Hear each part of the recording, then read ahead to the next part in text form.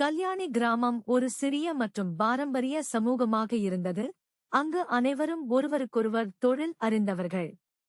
சமூக நெறிமுறைகளும் எதிர்பார்ப்புகளும் ஆழமாக வேரூன்றியிருந்த இடமாக இருந்தது, அவற்றை மீறத் துணிந்த எவரும் புறக்கணிக்கப்பட்டனர். இந்த கிராமத்தில் ரோஹன் மற்றும் பிரியா என்ற இளம் ஜோடி ஆழமாக காதலித்து வந்தனர்.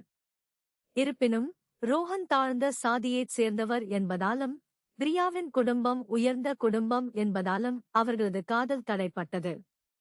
கிராம மக்கள் அவர்களது உறவை ஒருபோதும் ஏற்றுக்கொள்ள மாட்டார்கள், மேலும் பிரியாவின் குடும்பம் தாழ்த்தப்பட்ட ஒருவரை திருமணம் செய்து கொள்வதை விட அவள் இறந்துவிட்டதையே பார்க்க விரும்புகிறது.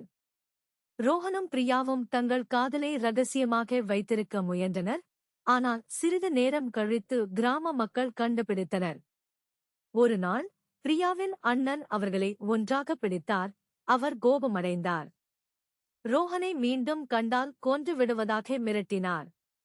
ரோஹனுக்கும் பிரியாவுக்கும் அவர்கள் தப்பிக்க வேண்டும் என்று தெரியும், ஆனால் அவர்கள் எங்கும் செல்லவில்லை. அவர்கள் நகரத்திற்கு ஓட முடிவு செய்தனர், அங்கு அவர்கள் ஒன்றாக ஒரு புதிய வாழ்க்கையை தொடங்கலாம். இருப்பினும் பிரியாவின் குடும்பத்தினர் அவர்களை பிடித்ததால் அவர்களின் திட்டம் முறியடிக்கப்பட்டது. இதனால் ஆத்திரம் அடைந்த பிரியாவின் சகோதரர் ரோஹனை தாக்கினார். இதையடுத்து நடந்த போராட்டத்தில் பிரியா உயிரிழந்தார்.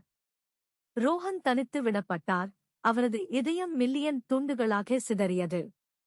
கிராம மக்களால் சூழப்பட்ட அவர் அங்கு நின்றபோது அவர்தான் நினைத்தவர் அல்ல, மாறாக காதல் மற்றும் சோகத்தின் வரம்புகளை சோதிக்க உருவாக்கப்பட்ட ஒரு இருண்ட பரிசோதனையின் தயாரிப்பு என்பதை உணர்ந்தார்.